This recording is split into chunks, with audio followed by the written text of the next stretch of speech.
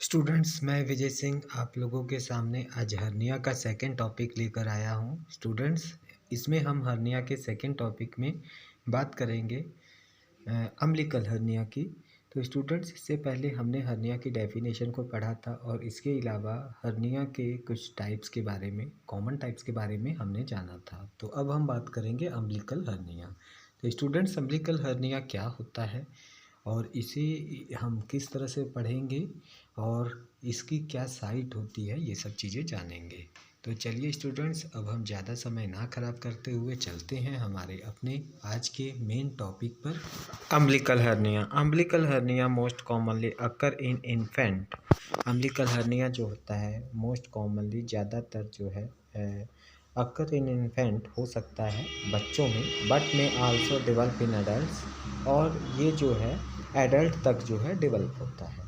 They are characterised by bulging, और इसका जो अगर हम चरित्र की बात करें तो ये जो है bulging around the belly button, और ये बेली बटन के आसपास होता है और ये उभरा हुआ हिस्सा बाहर की ओर आ जाता है। And may be more pronounced when the infant cries और कफ, और जब भी वो छोटा बच्चा चिल्लाएगा या खांसेगा तो उसकी एक आवाज़, एक अलग किस्म की आवाज़ जो कि एक सीटी की तरह होती है, वो आवाज़ जो है सुनाई देगी।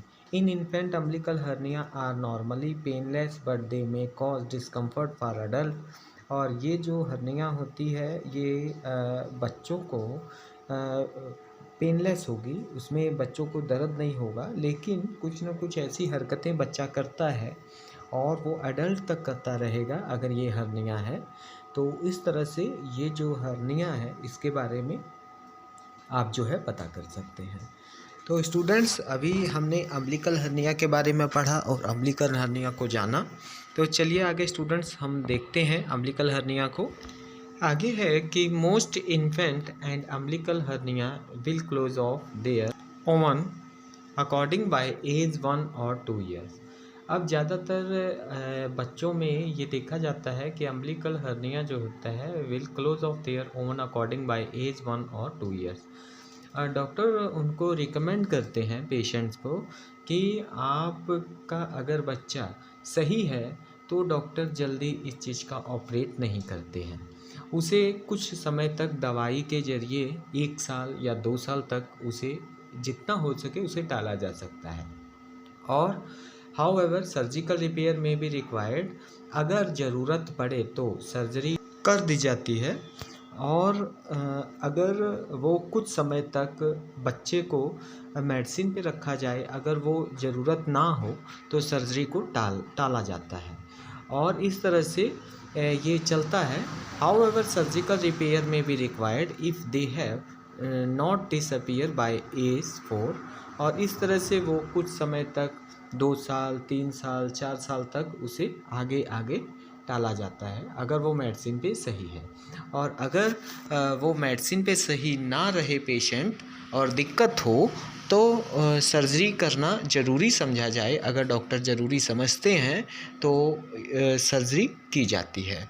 तो इस तरह से जो है कि ये हर्निया जो आपका अम्बिलिकल हर्निया होता है इस तरह से ट्रीट किया जाता है।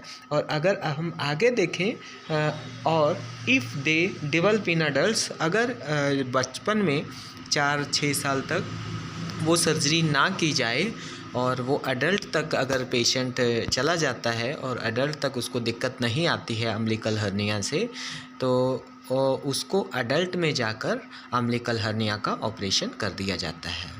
तो कहने की ये बात है स्टूडेंट्स कि अगर अम्बिलिकल हर्निया बच्चों में है तो डॉक्टर्स जो होते हैं उस अम्बिलिकल हर्निया को मेडिसिन के ज़रिए कुछ टाइम तक ये चाहते हैं कि उस हर्निया को, अम्बिलिकल हर्निया को कुछ समय तक आगे टाल दिया जाए, और अगर ज़रूरत हो, अगर ऐसा ना हो दवाई से वो सही ना रहे और ज़रूरत पड़े तो उस हर्निया को एट ए टाइम बचपन में ही, छोटी उम्र में ही उस हर्निया का इन्फेंट में ही सर्जरी की जा सकती है। तो इस तरह से हमने अभी तक अम्बिलिकल हर्निया को पढ़ा, अम्बिलिकल हर्निया को जाना।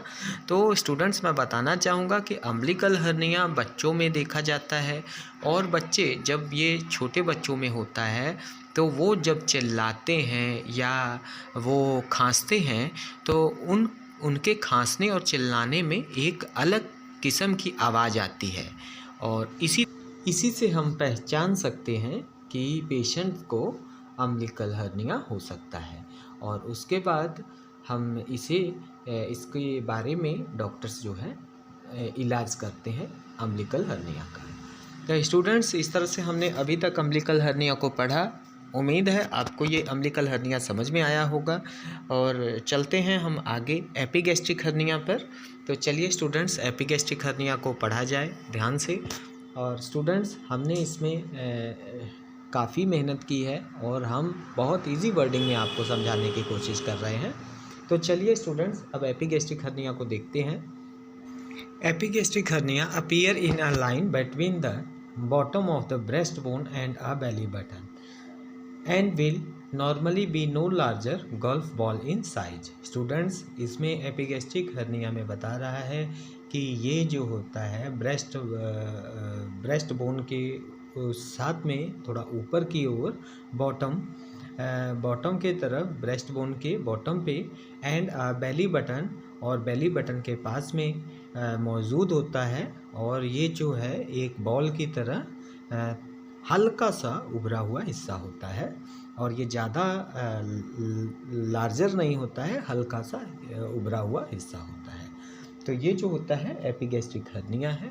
स्टूडेंट्स, अब मैं आपके सामने एपिगैस्ट्रिक हर्निया की डायग्राम लेकर आता हूँ, आप उसे देख सकते हैं। और स्टूडेंट्स, मैं आपको बताना चाहूँगा कि हर्निया जो ये टॉपिक था, हर्निया टॉपिक को हमने आज कंप्लीट कर लिया है। और हर्निया टॉपिक में जो आपकी हर्निया टॉपिक्स के कॉमन टाइप्स थी और हर्निया की जो डेफिनेशन थी ये कंप्लीट हो चुकी है। तो अब हम स्टूडेंट्स बात करेंगे सिम्टम्स की। तो स्टूडेंट्स, चलिए अब सिम्टम्स को देख लेते हैं। तो सिम्टम्स क्या होते हैं? सिम्टम्स की अगर हम बात करें तो सिम्टम्स में range from a painless bulge, और दर्द नहीं होता है लेकिन बल्ग होता है, थोड़ी स्वेलिंग होती है, to considerable pain and swelling हो सकता है, हल्का दर्द भी हो। स्टूडेंट्स, सीधे लफ्ज़ों में बात किया जाए तो इसमें कहा जा रहा है कि जो हर्निया के पेशेंट्स होते हैं, कुछ पेशेंट्स में हर्निया थोड़ी पेनलेस होती है और कुछ में कंसिडरेबल पेन हो सकता है।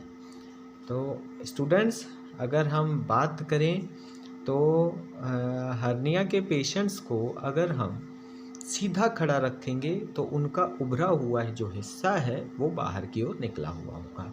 और अगर स्टूडेंट्स हम उस हर्निया के पेशेंट को अगर बेड पे लेटा देते हैं तो वो हर्निया जो उभरा हुआ हिस्सा है वो अंदर की ओर चला जाता है। स्टूडेंट्स, अगर हम ट्रीटमेंट की बात करें तो treatment will normally involve surgery to repair the weakened abdominal wall. Student, ज़्यादातर इसमें ट्रीटमेंट की अगर हम बात करें तो सर्जरी की जाती है अब वीकेंड एब्डोमिनल वॉल की, और इस तरह से ये ट्रीट किया जाता है। तो स्टूडेंट्स, ये हमने आज हर्निया के टॉपिक को कंप्लीट किया, और किस तरह से हम हर्निया के पेशेंट को पहचानेंगे और ट्रीटमेंट क्या है और टाइप्स क्या हैं, कॉमन टाइप्स के बारे में पढ़ा, हर्निया की डेफिनेशन की। तो इसी के साथ ये हर्निया टॉपिक कंप्लीट होता है स्टूडेंट्स, और उम्मीद करता हूँ कि आपको ये वीडियो अच्छी लगी होगी। और स्टूडेंट्स, हर्निया पार्ट 1 हमने पहले अपलोड किया था।